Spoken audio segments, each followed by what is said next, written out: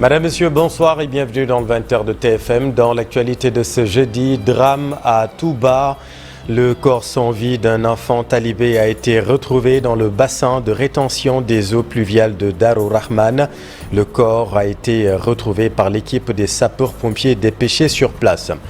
7 victimes, dont 2 morts, l'onde de choc suite à l'attaque du bus à Yarach.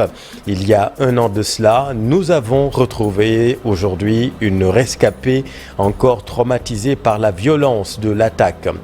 Rapport de l'Observatoire national des lieux de privation de liberté. Le chef de l'État invite à l'exploitation des recommandations. Le président de la République demande l'actualisation de la loi instituant l'Observatoire pour tenir compte de certaines recommandations des assises de la justice. Voilà pour les titres et tout de suite le développement.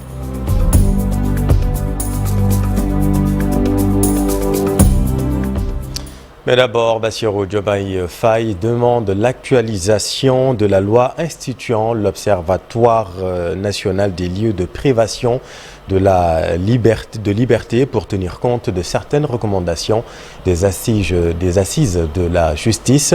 Le rapport, vous le savez, a été reçu par le chef de l'État le 19 juillet dernier. Le chef de l'État invite à l'exploitation des recommandations, annonce faite hier lors du Conseil des ministres.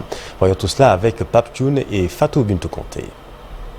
Coups, torture physique ou verbale, des violences inouïes que subissent les prisonniers dans les geôles au Sénégal. Au Sénégal, il y a une loi de 1992 qui interdit la torture et qui s'inspire d'une convention internationale de 1984 qui interdit la torture.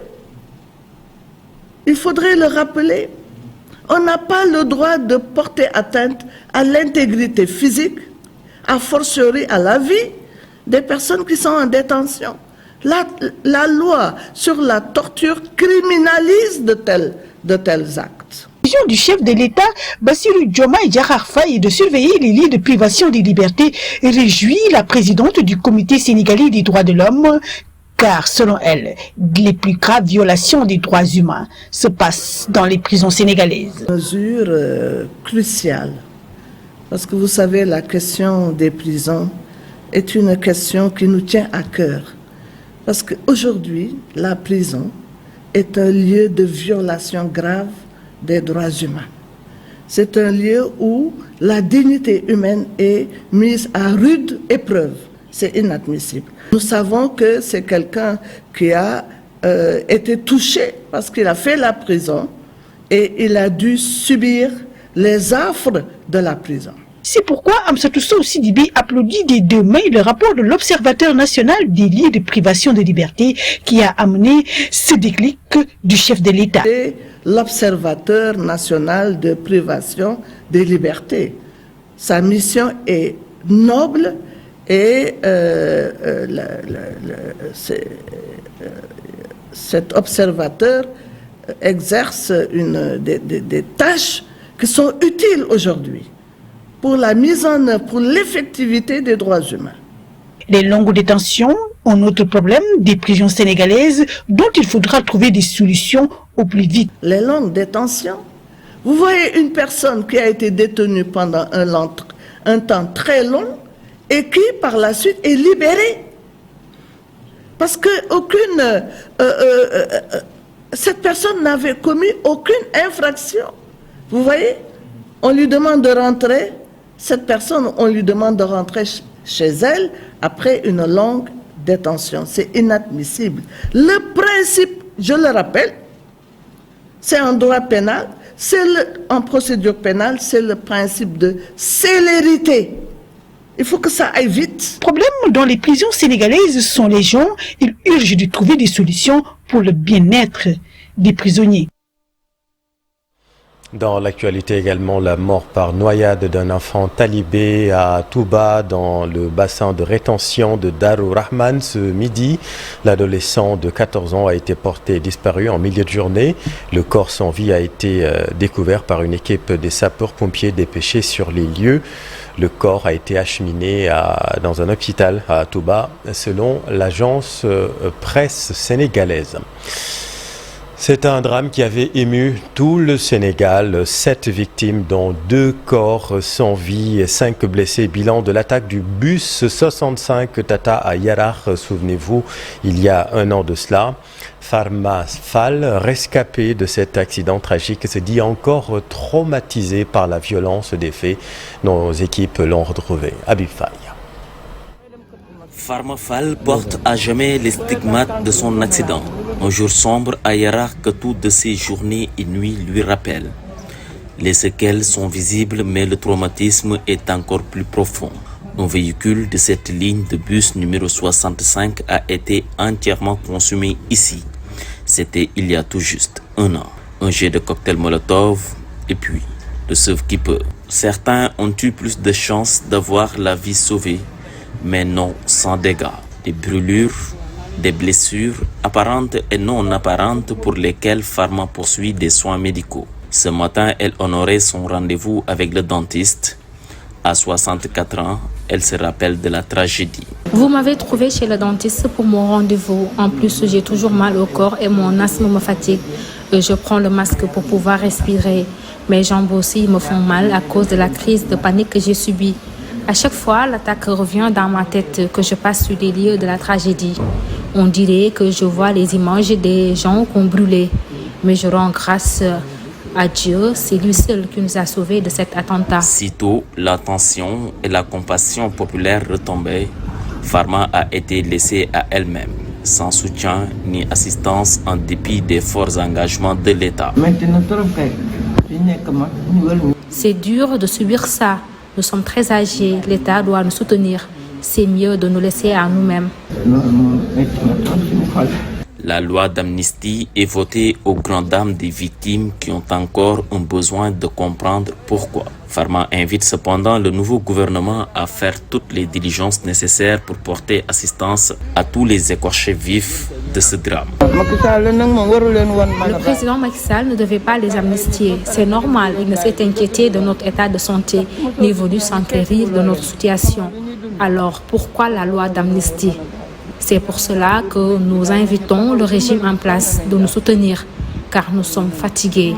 Nous voulons connaître nos agresseurs. Un an, jour pour jour, les victimes de l'attentat du bus ligne 65 vivent toujours avec des séquelles. Ils étaient au nombre de 5 blessés graves. 4 personnes ont été arrêtées puis déférées au parquet par la gendarmerie. Pour rappel, le bus était en provenance de Djahaï en partance pour Koloban. Alors maintenant à Saint-Louis où une pirogue a été brûlée, une autre renversée par des manifestants. Un litige foncier oppose l'ASC Pikine et des pêcheurs. Ces derniers interpellent les autorités sur cette situation. Et après chaque saison de pêche, il nous faut un espace pour pouvoir garder nos pirogues hors de l'eau. Des équipes de foot, des ASC, voulant de l'espace, voulant des terrains de foot, on paie un tracteur pour qu'il déplace nos pirogues qu'on avait gardées ici dans cet espace-là, jusqu'à même détruire certaines de nos pirogues. Ils avaient fait des menaces. Ils avaient menacé de régler ce problème-là, puisqu'ils n'ont plus de terrain de foot, dit-il. Nous considérons comme étant des non-habitants de Pikine. Nous interpellons les autorités locales. Nous interpellons les autorités locales pour qu'ils règlent au plus vite ce problème. Parce que je crois qu'un citoyen n'a pas les pouvoirs de régler lui-même ses propres problèmes. Et restons dans la vieille ville, renouvellement du parc automobile, plus de 200 véhicules octroyés à des non-ayants droit selon les transporteurs. Une situation qui ne s'explique pas. Regardez ce reportage d'Ousseynou Diop et Habib Sek. De Saint-Louis sont très remontés contre les autorités locales. Depuis quelques mois, ils attendent les bus destinés au renouvellement du parc automobile. Mais ces bus sont, selon ces manifestants, entre les mains de personnes non reconnues dans la gare routière. L'État veut le renouvellement du parc automobile. C'est pourquoi nous avons photocopié nos pièces d'identité et nos agréments. Nous avons payé beaucoup d'argent. Depuis lors, nous n'avons encore rien vu. Les premiers lots ont été donnés à des commerçants, ce qui n'est pas normal. Pour les chauffeurs de Saint-Louis, 200 voitures destinées à la région Nord se trouvent aujourd'hui entre les mains de tailleurs et de mécaniciens avec la complicité des autorités locales. À notre grande surprise, nous avons constaté que les bus sont entre les mains des tailleurs, bouchers, tôliers. C'est pourquoi nous avons constaté que nos responsables ne sont pas sincères. Ils partagent les bus entre eux. C'est pourquoi le renouvellement du parc automobile à Saint-Louis tarde à voir le jour. Très remontés, les chauffeurs de la vieille ville réclament l'arbitrage des autorités étatiques et le départ du président de la gare routière de Saint-Louis. Le président Diomaye Faye et le premier ministre Ousmane Sonko doivent auditer ces bus. Nous voulons aussi le départ du président de la gare routière.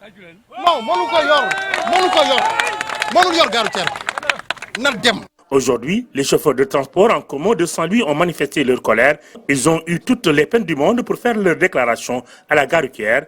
Même les journalistes ont été acculés par l'autre camp qui n'avait qu'un seul objectif, interrompre cette sortie.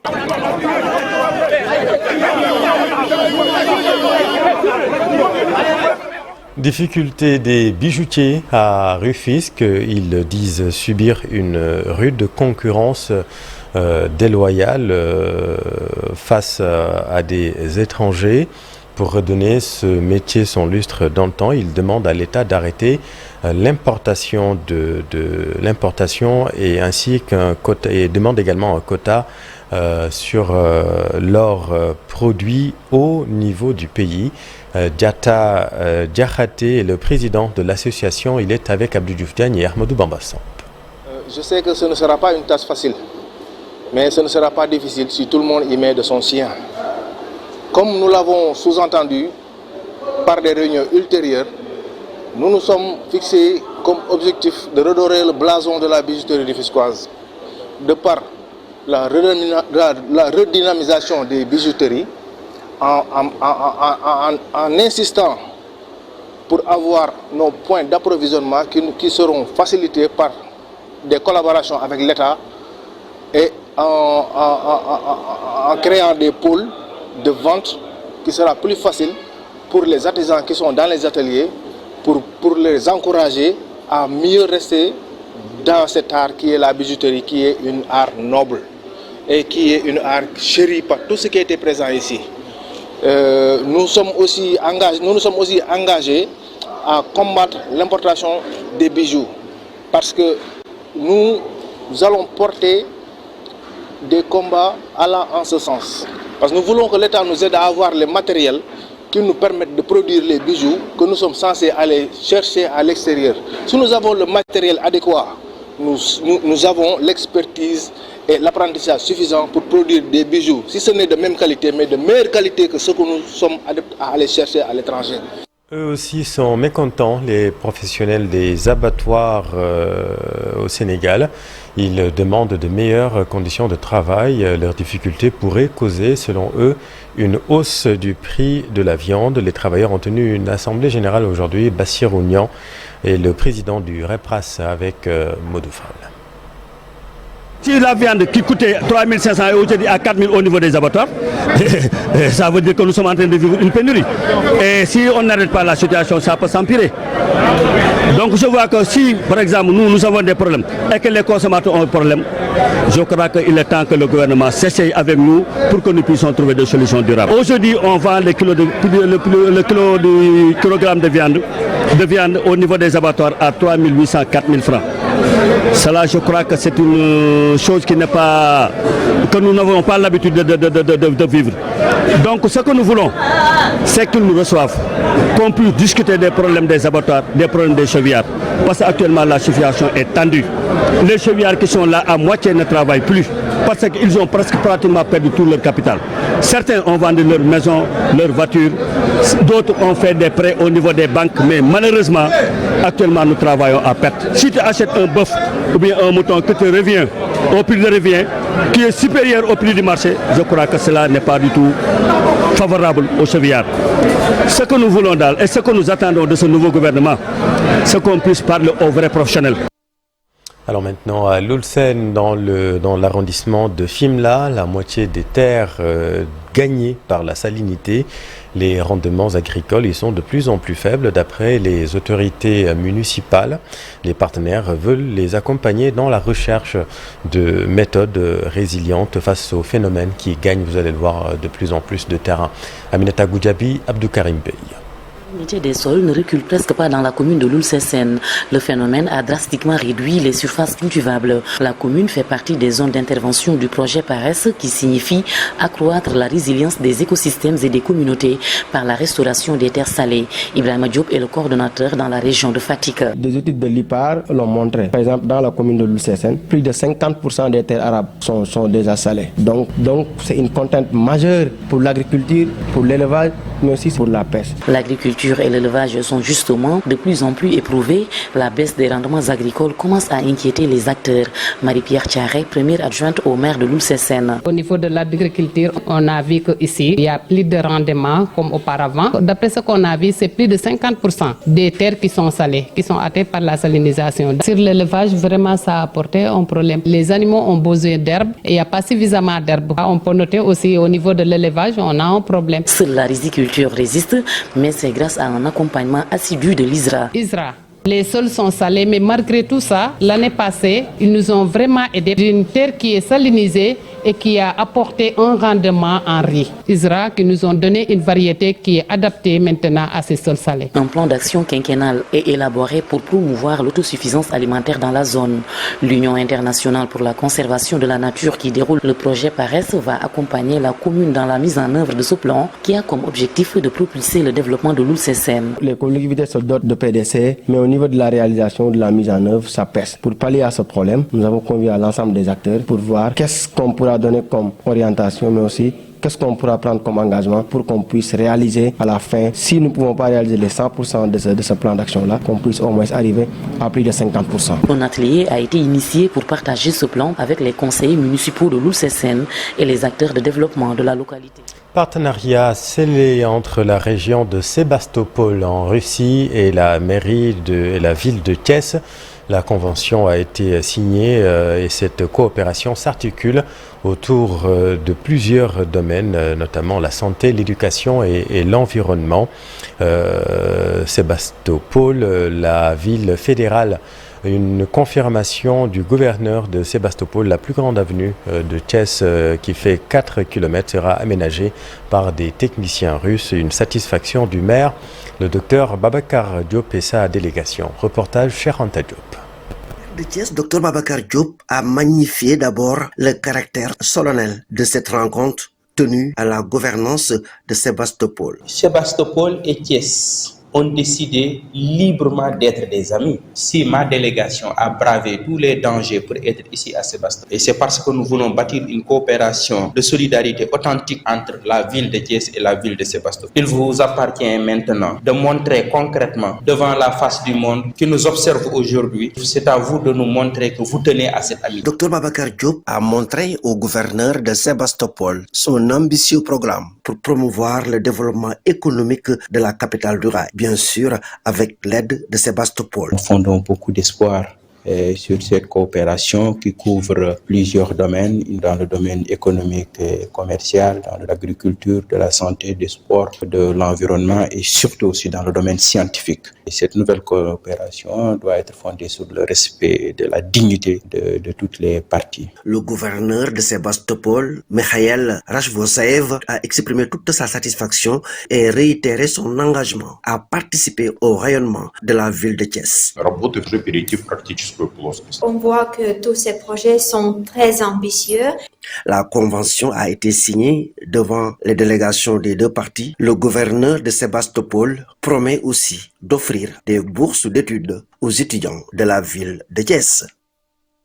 Merci Charanta. Sensibiliser et informer les organisations de la société civile sénégalaise sur l'importance du travail domestique non rémunéré et son impact sur l'économie nationale. Tel est le sujet qui va être discuté durant l'atelier organisé par la société civile et le réseau national des femmes travailleuses du Sénégal.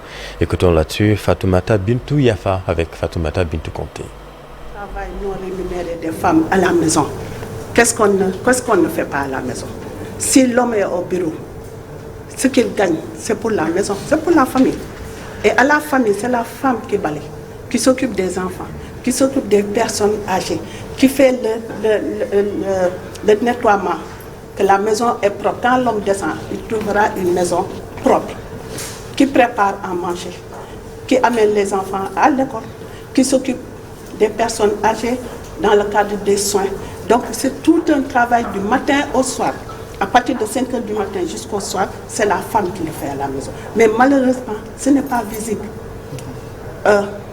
On ne parle pas de ce travail, alors que c'est une femme travailleuse à part entière. On va partager les travaux domestiques. Ça veut dire que quand l'homme revient du travail, et que la femme aussi était au travail et revient, partageons-nous les tâches. Soyons ensemble. L'artiste Dabo Daniel Oye Banjo a effectué sa première visite au Sénégal. C'est pour les besoins du tournage de son clip en duo avec Youssou N'Dour. L'auteur-compositeur est aussi une grande figure de la télévision nigériane, Maimouna Ndiaye. Like my Jamaican friends call me Capella, like my South Africans call me Mensa, like my Ghanaians call me Free K. L'auteur-compositeur a atterri pour la première fois au Sénégal, exclusivement pour cette rencontre musicale avec le leader du Super Étoile. I'm here to shoot the music video with my living legend and my mentor. À son arrivée à l'aéroport international Blaise Diagne, le Belge a été chaleureusement accueilli par ses fans, des icônes africaines, entre autres figures. Ceci montre toute l'admiration des Sénégalais pour l'artiste. De cette collaboration est né un mélange unique. International, l'accord de cessez-le-feu obtenu par l'Angola dans le différend qui oppose la RDC au Rwanda, la marche de protestation contre la vie chère au Nigeria, et puis l'Algérie qui rappelle son ambassadeur en France. Mais d'abord, le verdict du procès sur le massacre de manifestants en 2009 en Guinée. Daniel Diouf.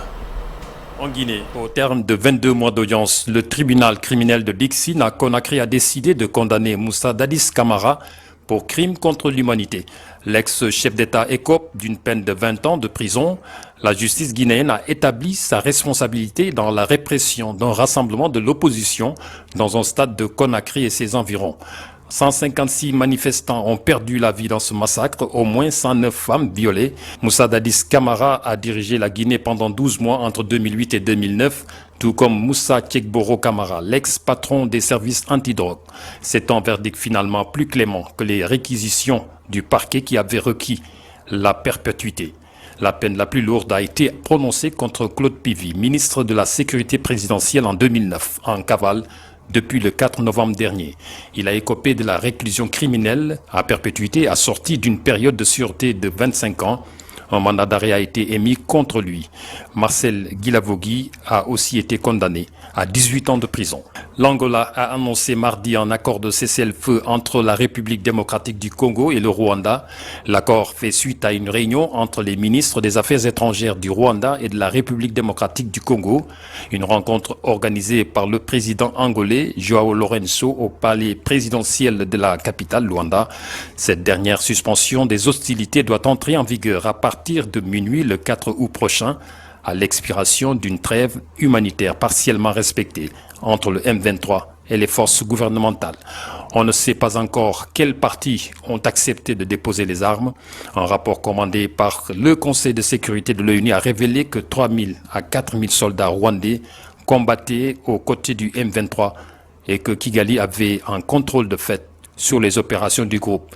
Pour rappel, Kinshasa accuse depuis longtemps Kigali de soutenir les rebelles du M23 qui combattent l'armée dans sa province orientale du Nord Kivu, une accusation que le Rwanda nie complètement. Plusieurs milliers de manifestants dans les principales villes du Nigeria ce jeudi, à l'appel d'un mouvement sans leader dénommé End Bad Governance, c'est-à-dire mettre fin à la mauvaise gouvernance. Un mouvement né pour exiger de meilleures conditions de vie. Des manifestants motivés par la crise inflationniste que traverse le pays. Les Nigérians mettent en cause les réformes économiques entreprises depuis un peu plus d'un an par le gouvernement. Entre autres, la suppression des subventions sur les carburants et qui a fait doubler les prix. Un pouvoir d'achat qui s'est effondré, des transports devenus inabordables, les prix de l'alimentation qui ont bondi de 40%, alors que les salaires restent très bas. Et puis l'Algérie rappelle son ambassadeur en France. Alger entend ainsi protester contre le soutien de Paris au plan d'autonomie marocain pour le Sahara occidental. Le Front Polisario revendique ce territoire et réclame toujours un référendum d'autodétermination tel que prévu depuis 1991. Pour Alger, la voie adoptée par la France est aux antipodes des initiatives de la communauté internationale, notamment de l'Organisation des Nations Unies pour une issue pacifique à la question du Sahara. C'est le 6 novembre 1975 que le roi Hassan II prenait possession du Sahara après la marche dite verte, alors que l'Espagne se retirait de ce territoire. Le Sahara est considéré par l'ONU comme territoire non autonome. Merci Daniel, c'est la fin de cette édition. Merci infiniment de l'avoir suivi. L'info continue sur TFM. Restez en compagnie de nos programmes. Bonne soirée.